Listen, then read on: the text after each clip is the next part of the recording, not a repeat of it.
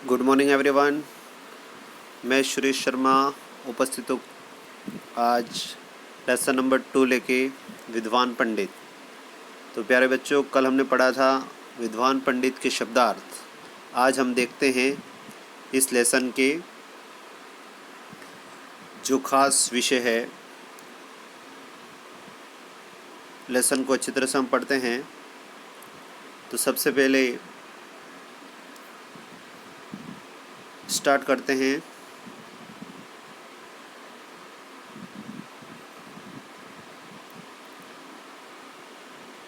एकदा सुदर्शन नाम एकः नृप आसीत्।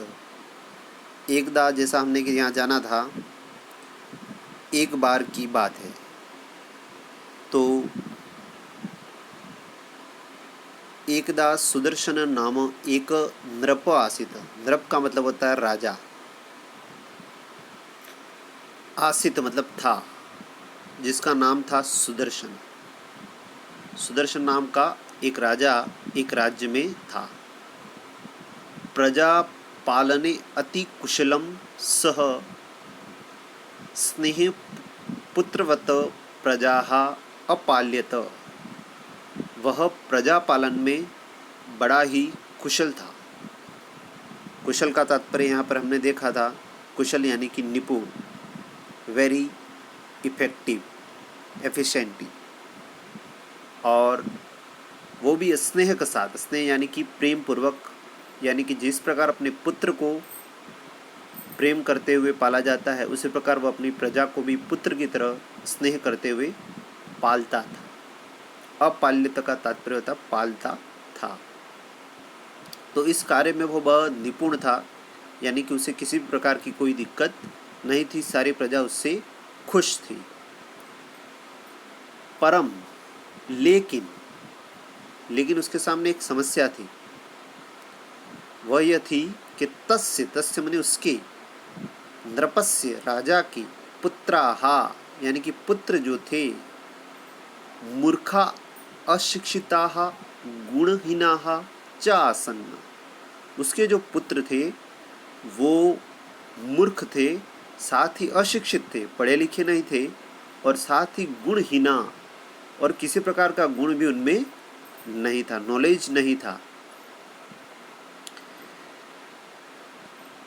एकतस्मात् कारणात् राजा अतीव चिंताकुल आसीत्। इस कारण से, एतस्मात् कारणात्, इस कारण से राजा अतीव का मतलब ज़्यादा, चिंताकुल था। चिंताकुल का मतलब होता है चिंता से ग्रस्त था, वरीड, व्याकुल।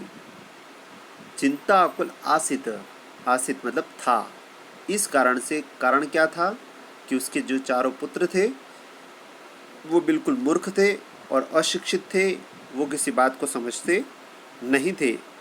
राजा को इस बात की बड़ी चिंता थी कि निकट भविष्य में उसके राज्य को कौन संभालेगा और कौन उसकी राज्य की वास्तविक उत्तराधिकारी होगा। किम करोमि, क्या करूं, एतान मम विद्याहीनान पुत्रान सर्वगुण संपन्नान करोमि। वह विचार करने लगा कि कथम एतान मम, इन मेरे पुत्रों को किस प्रकार, इन विद्याहीन पुत्रों को मैं किस प्रकार सर्वगुण संपन्न करूं। इन पुत्रों को क्या तरीका अपनाऊं जिसकी वजह से ये सर्वगुण संपन्न हो जाएं। इस विचार से वह दिन रात चिंतित रहता था।